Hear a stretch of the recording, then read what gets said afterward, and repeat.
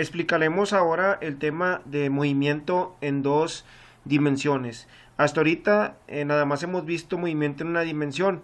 En esta etapa nos enfocamos en caída libre, que maneja puro eje Y, y tiro vertical hacia arriba y hacia abajo, que también maneja puro el eje Y. Nada más manejamos un solo eje.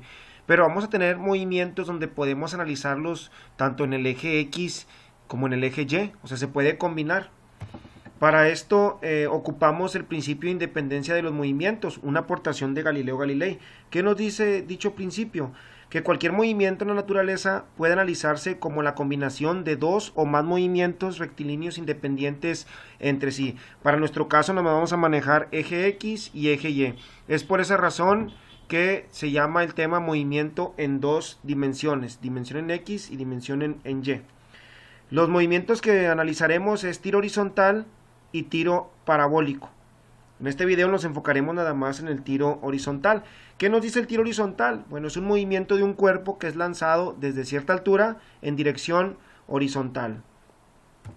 Su trayectoria es el resultado de la combinación de dos movimientos independientes, uno horizontal, donde el cuerpo avanza hacia el frente con velocidad constante, ya que no hay ninguna fuerza horizontal que actúe sobre él, y otro movimiento vertical, en el cual actúa la fuerza de la gravedad, es decir, su velocidad vertical aumenta 9.8 metros sobre segundo durante cada segundo de tiempo a medida de que el objeto va descendiendo.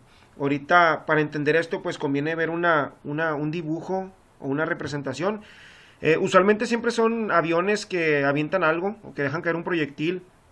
Vamos a suponer que tenemos ese avión y dicho avión avienta un proyectil, lo deja caer. ¿Qué va a pasar? Pues que el avión lleva cierta velocidad, no está parado. El avión, aquí nosotros partimos con que el avión lleva una velocidad constante. Por lo tanto, el objeto va a caer, pero el objeto no cae en caída libre. El objeto tiene cierto movimiento, entonces podemos verlo de esta manera. Conforme el avión va avanzando, pues el objeto va cayendo, pero tiene esa trayectoria. ¿Qué podemos decir? Pues que la trayectoria del cuerpo es la siguiente, la que tenemos aquí, miren esta que se encuentra aquí, y si nos damos cuenta es una media parábola. Aquí vemos cómo el avión avanzó para la derecha a velocidad constante, ¿verdad? Y aquí vemos la trayectoria del cuerpo o del proyectil. ¿Cómo podemos entender esto? Mira, para empezar manejamos eje X y eje Y. Ahí está, un eje X que es el horizontal y un eje Y que es el vertical. Podemos ver la primera parte, que aquí yo manejé el subíndice I, que es inicial. Tenemos un tiempo inicial, que siempre va a ser el tiempo cero.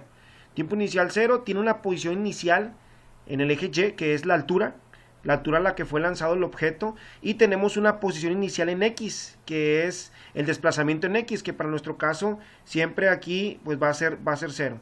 O sea, YI es la altura máxima y XY pues va a ser para nuestro caso cero.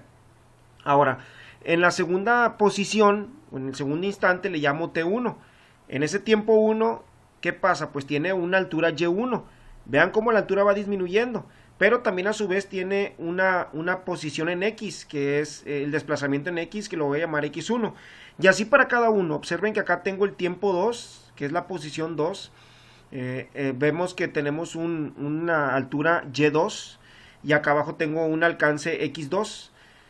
Otra vez, la altura va disminuyendo y el alcance va aumentando, el alcance en X. Tenemos la tercera posición, que tenemos una altura Y3, que corresponde a este tiempo 3, en esta parte, y también un alcance X sub 3. Y por último, pues ya cuando cae al suelo, tenemos el tiempo final. El tiempo final es lo que se tarda en caer. Una posición final, que es lo que voy a llamar como alcance máximo. Te van a preguntar en los problemas por el alcance máximo. Y el alcance máximo pues va a tener su valor aquí. Pero a su vez tengo una posición final en Y. Y la posición final en Y, pues es la altura en este momento, y la altura en este momento pues vale 0. Y esto ya lo estamos asociando porque así lo analizábamos en caída libre y en tiro vertical hacia abajo, donde la posición inicial pues era la altura y la posición final siempre valía 0, era una característica. Y en X, pues manejamos, cuando hablamos problemas en el eje X, pues X inicial siempre partíamos de 0 y la X final pues es el alcance máximo, el desplazamiento en ese punto, ¿no? Bueno, entonces, ¿cómo se puede analizar? Aquí manejé estos casos, pero en realidad hay una infinidad de momentos, pero usualmente los analizamos de esta manera. Bueno, Aquí es donde entra lo que expliqué hace rato, el principio de independencia de los movimientos. Cualquier movimiento en la naturaleza puede analizarse como la combinación de dos o más movimientos rectilíneos independientes entre sí. ¿Qué significa esto? Pues miren, el objeto es lanzado y aquí tiene una velocidad. Esa velocidad, ¿verdad? La que es lanzado es la velocidad inicial. Esa velocidad inicial tiene una componente en X, que van a coincidir, velocidad inicial en X, y una componente en Y, le voy a llamar velocidad inicial en Y, que siempre va a valer 0. La componente en Y de esta parte siempre va a valer 0. Aquí coincide, en este caso coincide la componente en X de la velocidad inicial con la velocidad inicial. Y acá, pues la componente en Y de la velocidad inicial va a valer 0. Eso más adelante en los problemas se va a ver de forma matemática, pero eso tiene que ver con las funciones trigonométricas. Bueno, en el segundo instante, pues ya va cambiando la cosa. Observe, ¿verdad? Aquí que tenemos la componente en X de esta velocidad, aquí ya cambia la velocidad, es dependiendo aquí como vaya esto, ya tenemos cierta, el vector V le puedo llamar así, que se descompone, es un vector que se puede descomponer. Aquí tengo, si le llamo este V, pues este va a ser mi VY y este acá va a ser mi VX. Ya no es la velocidad inicial, ahora va cambiando. Bien, ahora ¿qué va a pasar aquí? Pues en la tercera posición, vea que la componente en X, ¿qué observamos? Como que se está manteniendo constante. Eso es debido a que la velocidad se mantiene constante cuando lo manejamos en el eje X. No hay una fuerza que actúe sobre él de forma horizontal. Así que esa velocidad siempre se va a mantener constante. A diferencia de la componente en Y, vean que la componente en Y de la velocidad va a ir aumentando. Eso es debido a la gravedad. Cuando manejamos ya las cosas en el eje Y, manejamos la gravedad. Entonces ya puedo ponerlo hasta el final para que observen para poder observar ahí que la componente en Y va aumentando conforme va llegando hasta el último momento. Pero vean cómo la componente en X siempre se mantiene constante. Y siempre hay un ángulo, ¿no? Siempre hay un ángulo, siempre va a haber un ángulo. Usted puede manejar ese ángulo que se forma respecto a la velocidad. Y este pues va a ser el ángulo, el primero es ángulo 0, pero acá el ángulo va modificándose.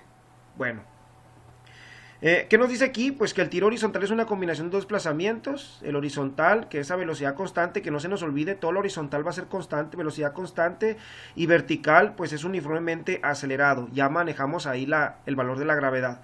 El tiempo es común para ambos, eso no va a cambiar, el tiempo va a ser común. Aquí vemos más en sí la descomposición vectorial. Aquí tenemos el vector V, tenemos el ángulo θ, siempre el ángulo θ con respecto al eje X. Aquí lo tomamos al revés, pero si te lo llegan a pedir, ya saben que tenemos que encontrar el ángulo en contra de las manecillas de reloj y que vaya a partir del eje X positivo. Pero bien, aquí lo manejan de esta forma, así lo vamos a ver nosotros por lo pronto. Tenemos la componente en X, la componente en Y, el ángulo y el vector V, que es la velocidad. Bueno, ¿qué vamos a tener ahora? Pues fórmulas de esto. Tenemos las fórmulas de tiro horizontal. Primero vamos a ver las ecuaciones del movimiento en el eje X.